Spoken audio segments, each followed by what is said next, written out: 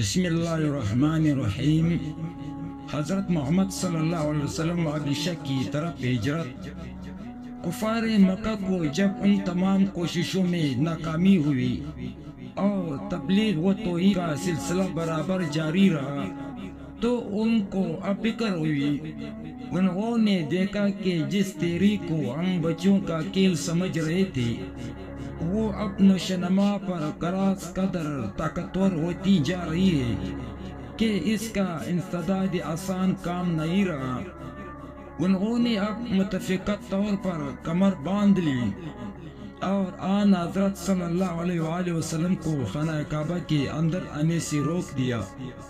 شہر کے لڑکوں اور عباشوں کو متعین کیا کہ جہاں کئی آن حضرت صلی اللہ علیہ وآلہ وسلم یا مسلمانوں میں سے کسی کو دیکھے تالیاں بجائے گالیاں دے، راستوں اور گلیوں کوچوں میں چلنے پھرنے سے باز رکھے، باہر سے آنے والے مسافروں کو آن حضرت صلی اللہ علیہ وآلہ وسلم سے نہ ملنے دے، اور جس طرح قابو چلے اور موقع ملے ستائے۔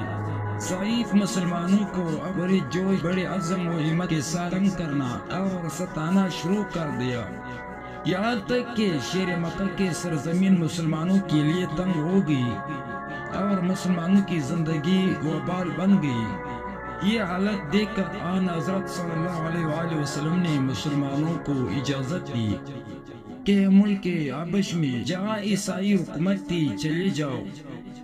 چنانچہ نبوت کے 5ویں سال رجب کے مہینے میں 11 مرد اور 4 عورتوں نے حبش کی ارادے سے مکہ چھوڑا۔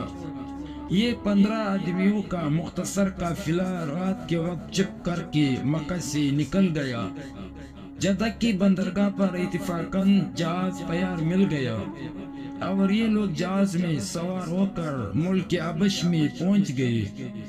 حضرت عبداللہ رضی اللہ عنہ بن مسعود، حضرت عبد الرحمن رضی اللہ عنہ بن عوف، حضرت زبیر رضی اللہ عنہ بن عوام، حضرت مصعب بن عمیر، حضرت عمر بن ربیعہ رضی اللہ عنہ، یہ لوگ عموماً قریش کے مشہور اور طاقتور قبائل سے تعلق رکھنے والے تھے، جو دلیل اس امر کی ہے کہ اب قریش کے مظالم صرف غلاموں اور ضعیفوں تک ہی محدود نہ تھے، بلکہ وہ ہر ایک مسلمان کو خواہ وہ کسی طاقتور قبیلے کا آدمی کیوں نہ ہو نشانہ مظالم بنانے میں متعامل نہ تھے۔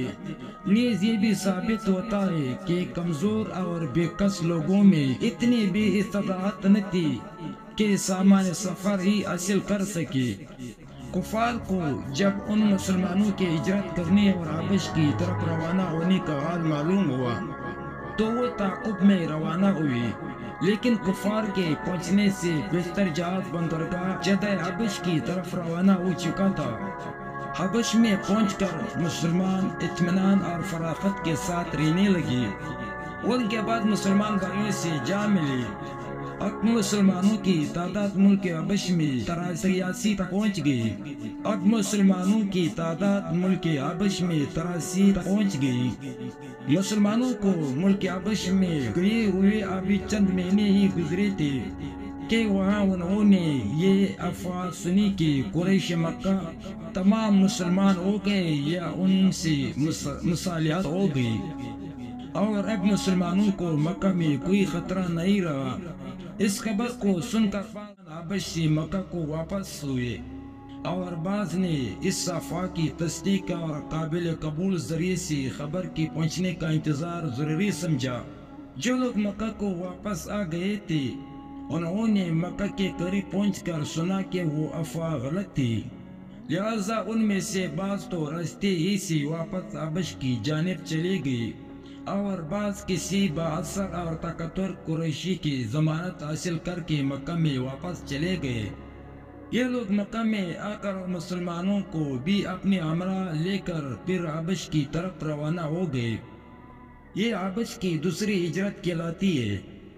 اب ملک حبش میں مسلمانوں کی تعداد 100 کی قریب پہنچ گئی تھی۔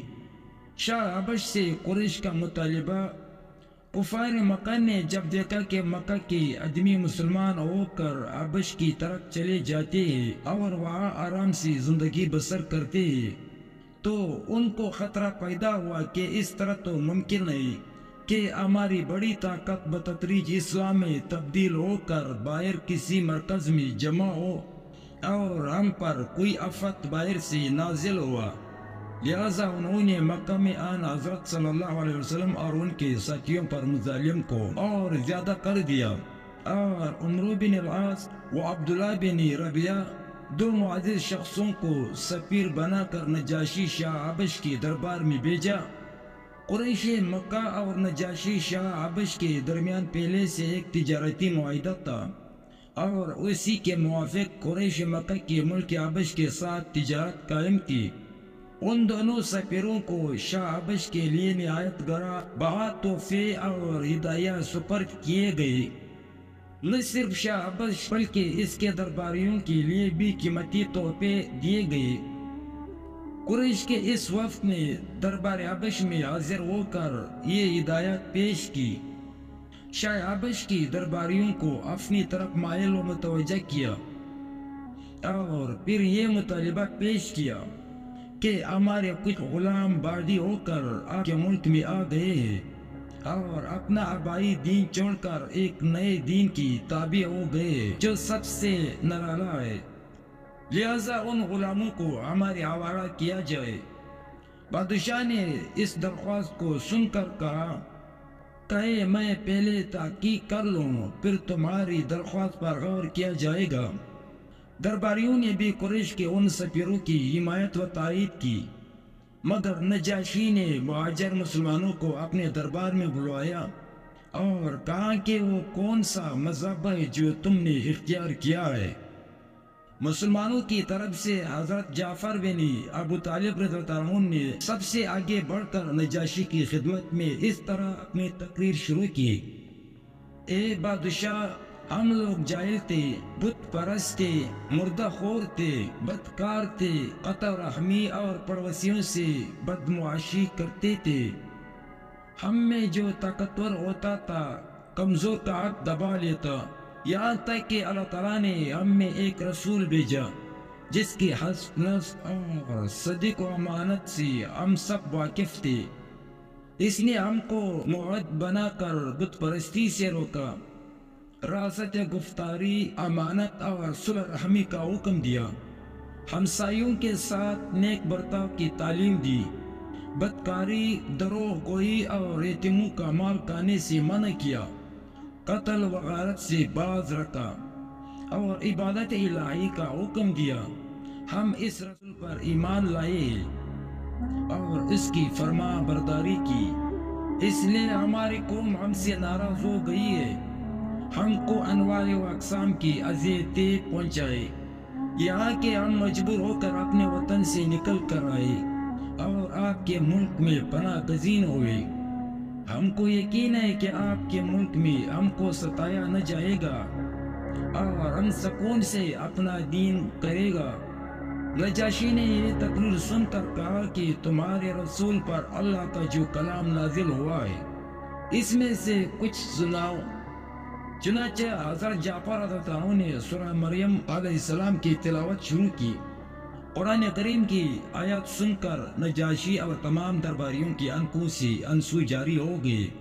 جب حضرت جعفر رضی اللہ عنہ سورہ مریم علیہ السلام کی ابتدائی آیات تلاوت فرما چکے تو نجاشی نے کہا کہ اس کلام میں وہی رنگ ہے جو حضرت موسیٰ علیہ السلام کی تورات میں ہے، یہ دونوں ایک سے ہی کلام معلوم ہوتے ہیں۔ قریش کے اہلیچیوں نے کہا یہ لوگ حضرت عیسیٰ علیہ السلام کے بھی مخالف ہیں۔ اس بات کے کہنے سے ان کا مدعا تھا کہ نجاشی شاہ حبش جو عیسائی ہے مسلمانوں سے ناراض ہو جائے گا۔ حضرت جعفر بن ابو طالب رضی اللہ عنہ نے فوراً جواب دیا کہ ہرگز نہیں، بلکہ قرآن شریف کا یہ آیات بھی اس کو پڑھوایا۔ نجاشی نے کہا تمہارا یہ عقیدہ بالکل درست ہے، انجیل کا بھی یہی مفہوم ہے۔ نجاشی نے قریش کے اہلیچیوں کو ناکام واپس کر دیا اور کہہ دیا کہ میں ان لوگوں کو ہرگز تمہارے سپرد نہ کروں گا۔ ساتھ ہی نجاشی نے قریش کے تمام تحفے و ہدایات واپس کر دی جس سے ان کی اور بھی تذلیل ہو گئی۔ یہ واقعہ نبوت کے چھٹے سال کا ہے۔ قریش کو جب نجاشی کے دربار میں بھی ناکامی ہوئی تو ان کی دشمنی مسلمانوں کے ساتھ اور بھی زیادہ بڑھ گئی۔